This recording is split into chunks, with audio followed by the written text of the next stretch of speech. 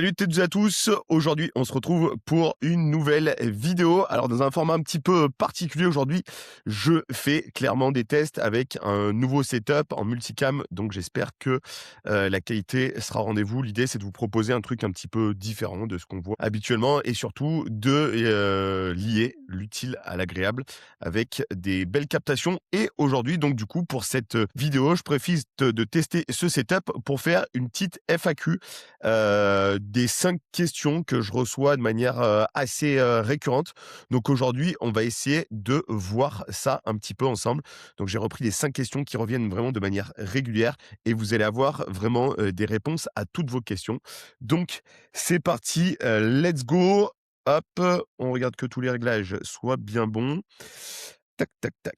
OK, on est bon. Donc, première question qui revient de manière vraiment hyper régulière, c'est la question suivante: «Tu viens du monde de la gym, mais est-ce vraiment applicable au CrossFit ce que tu fais?» Alors, je vais répondre de manière assez large à cette question. Oui, en effet, je viens du monde de la gymnastique. Très souvent, c'est d'ailleurs, une question qui est un petit peu clivante parce que les gens ont tendance à dire: «Oui, mais la gym, telle que tu l'as pratiquée et la gym CrossFit, c'est que c'est un petit peu différent». Oui, en effet, c'est un petit peu différent, dans le sens où, la gymnastique CrossFit et la gymnastique de compétition, c'est pas la même expression, l'une et l'autre. Néanmoins, il faut toujours garder à l'esprit que la gymnastique, de compétition et la gymnastique CrossFit sont étroitement liées, puisque la gymnastique CrossFit n'a clairement rien inventé. On s'est vraiment basé sur la gymnastique de compétition pour, ensuite l'appliquer au milieu du CrossFit, donc rien de très, novateur. Au contraire, je pense que clairement des, techniciens venus d'un milieu, spécifique ont vraiment, une vraie carte à apporter, au CrossFit moderne, dans le sens où, il y a de la technique, il y a de la méthodologie et surtout, ce que j'ai souvent pour habitude de dire, la gym, apporte une vraie rigueur dans la méthodologie de pratique, dans l'approche et cetera.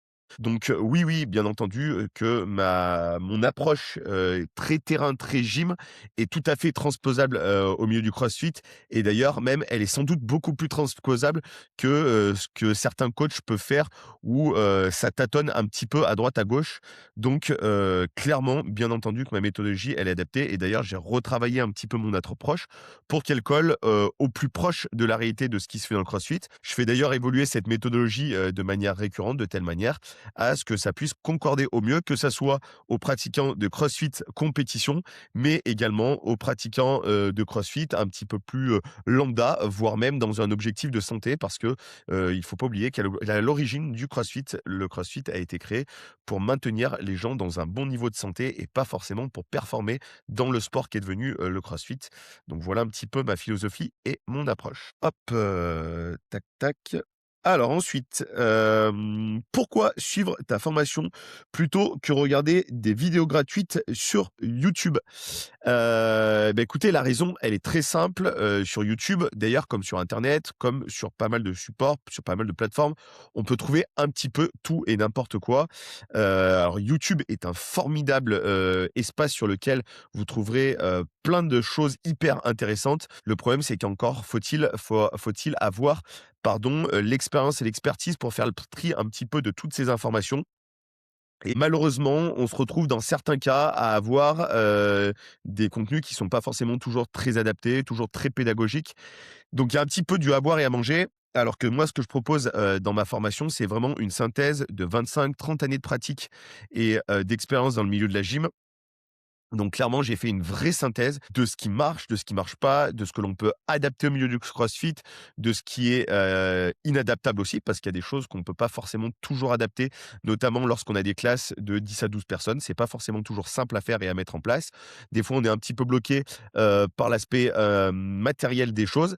Donc, voilà, clairement, il faut suivre des formations, que ça soit des formations en ligne ou que ça soit des formations en présentiel. Néanmoins, ce que j'ai fait, moi, c'est vraiment sur cette formation en ligne sur The Gymnastic Institute, c'est vraiment de rendre accessible à tout coach, l'apprentissage et la compréhension de la gymnastique appliquée, au CrossFit et au fitness, fonctionnel en synthétisant vraiment tout ce qu'il y a d'essentiel à travers, 10 modules. On a des modules qui sont assez généralistes sur le développement des qualités physiques, sur le développement de la méthodologie et cetera et puis après avec 5, 6 autres modules qui sont vraiment très orientés, techniques et skills spécifiques comme le handstand, comme, la gym suspendue de manière générale, le keeping, les muscle up, les toes to bar, bref, vous avez vraiment tout sur cette formation et en plus de ça, l'avantage, c'est qu'il y a des mises à jour de manière régulière, à chaque fois qu'il y a une thématique, que j'ai pas forcément abordée dans la formation et sur lesquelles on me pose des questions, j'essaye toujours de rajouter des petits éléments donc une fois que vous avez, cette, formation, bah, c'est une formation qui est évolutive et sans que vous ayez rien à rajouter. Mais clairement, f accéder à une formation en ligne par rapport à des vidéos gratuites sur YouTube, bah, ça vous permet d'avoir une synthèse et surtout d'être sûr de partir sur des choses qui sont adaptées et en plus de ça, ça vous permet d'avoir une véritable compréhension. Le problème de quand vous regardez une vidéo YouTube ou sur les réseaux sociaux, c'est que vous avez tendance à, utiliser les choses, en les dupliquant, mais malheureusement, vous n'avez pas forcément une compréhension. Donc c'est-à-dire que vous agissez plus par mimétisme que par véritable compréhension et moi, ce que j'ai fait dans The Gymnastics Institute, c'est vraiment d'apporter une vraie compréhension claire et lisible de ce que c'est que l'activité gym. Donc voilà un petit peu ce qui différencie, les vidéos YouTube avec, ce que je propose dans ma formation. 3e question extrêmement récurrente aussi et qui se pose également pour les stages et séminaires. Est-ce que ton approche est adaptée aux coachs débutants? Oui et je dirais même, c'est peut-être vous qui êtes les premiers concernés, que vous soyez coach débutant ou même pratiquant débutant, j'insiste sur les 2.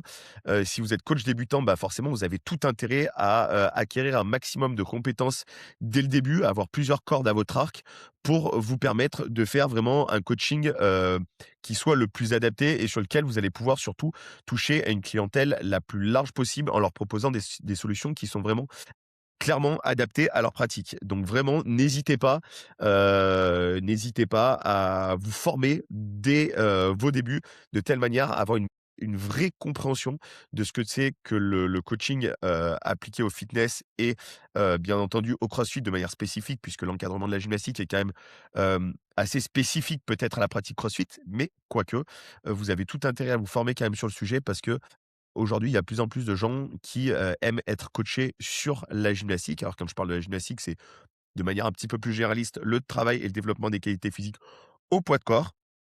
Et pour ce qui est de l'aspect, purement, pratiquant, là, c'est une autre approche.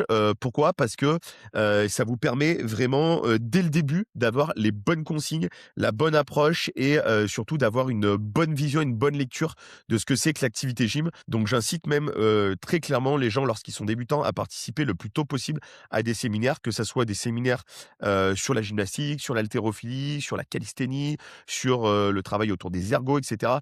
Essayez de participer à un maximum d'événements qui vont venir vraiment enrichir, vos compétences et votre compréhension puisque, lorsqu'on comprend une activité, qu'on a une vision claire et limpide de ce que c'est que l'activité et bah, clairement derrière, ça vous permet, de la pratiquer de la meilleure des manières, sans vous blesser et surtout, bah, que ça soit, c'est toujours plus intéressant de comprendre ce qu'on fait donc moi j'incite souvent les gens à participer, à des séminaires dès qu'ils le peuvent. 4e question, alors ça c'est vraiment une question qui revient de manière hyper récurrente, elle est traitée dans de nombreuses vidéos.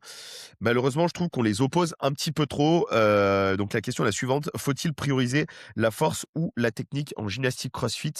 Et ben, je serais tenté de vous dire qu'il y en a pas un qu'il faut prioriser par rapport à l'autre, si ce n'est que, si vous voulez exprimer vos techniques, clairement, il va falloir que vous développiez, votre force. Ça, c'est clairement inéluctable. Néanmoins, si vous voulez exprimer votre force, à son meilleur potentiel et ben, il va falloir aussi, travailler la technique en parallèle. Donc clairement, il faut pas les opposer. Je trouve qu'on les oppose un petit peu trop et malheureusement, c'est une erreur. Alors que clairement, la force et la technique doivent se développer en parallèle. Je pense que c'est vraiment capital et très important et surtout que vous allez voir que la technique se met au service de la force et la force se met au service également de la technique. Donc clairement, même si vous n'avez pas forcément la force, par exemple, de faire un muscle up, je trouve que ça reste quand même très clairement intéressant, d'en faire en manipulation avec quelqu'un qui vous aide, qui vous accompagne. Alors non pas avec des élastiques, mais avec quelqu'un qui vous guide, qui vous accompagne dans le schéma moteur, dans l'apprentissage moteur. Parce que cet apprentissage moteur, il va venir nourrir également, votre système nerveux, votre système de compréhension du geste. Donc, je trouve que c'est hyper, intéressant, de venir combiner, les 2. Donc n'hésitez pas, clairement, hop, j'ai fait une mauvaise manip, donc n'hésitez pas clairement à utiliser, les 2 et en parallèle, bien entendu, on brûle pas les étapes, on essaye d'être constructif dans ce qu'on fait. Dernière question et c'est une question qui revient également, de manière très, très récurrente, combien de temps faut-il pour avoir des résultats? Alors on vit clairement, dans un monde aujourd'hui où, tout le monde veut avoir, un résultat extrêmement rapide. Malheureusement, c'est pas trop comme ça que ça fonctionne. La gym, peut-être plus que d'autres disciplines, nécessite beaucoup de temps parce qu'à la fois, comme je le disais dans la question précédente, il va falloir que vous développez votre force, mais également la technique, les 2 vont certes de pair, mais ça prend beaucoup de temps, d'autant plus que le registre et le répertoire gestuel en gymnastique est un petit peu plus large que ce qu'on va pouvoir retrouver, clairement en haltéro ou bien encore, en force athlétique ou bien encore dans d'autres registres tels que sur les ergos. Donc ça va vraiment nécessiter pas mal de temps, et surtout, il faut vraiment, lorsque vous allez, progresser et vous allez, vouloir, évoluer sur la gymnastique, il va falloir surtout avoir une logique moyen, voire même long terme. Moi, j'ai souvent pour habitude d'utiliser cette expression, il faut accepter parfois de prendre son temps et voire peut-être même d'en perdre par rapport aux copains et aux copines pour par la suite pouvoir en gagner.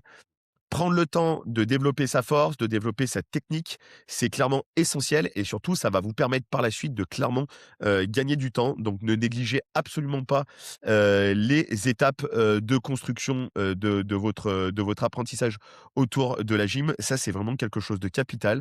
Acceptez que les choses vont prendre du temps et qu'il va falloir faire les choses les unes après les autres. Certaines personnes qui ont un petit peu d'influence sur les réseaux sociaux ont tendance à vite faire croire qu'on peut avoir de très bons résultats en peu de temps, en 5 ou 6 semaines. Réussissez votre première pull-up, réussissez vos premiers pas en handstand. Malheureusement, heureusement, pardon, si c'était si simple que ça se saurait et bah, c'est pas du tout le cas. Donc c'est-à-dire que si vous n'avez pas forcément, des aptitudes, ça dépend des aptitudes de chacun, ça dépend du passif de chacun, de l'âge que vous avez, du passif, sportif que vous avez, éventuellement si vous avez eu des blessures et clairement la progression, d'une personne à l'autre n'est clairement pas la même. Ça prend, plus ou moins du temps en fonction de tous les éléments que je vous ai évoqués, précédemment.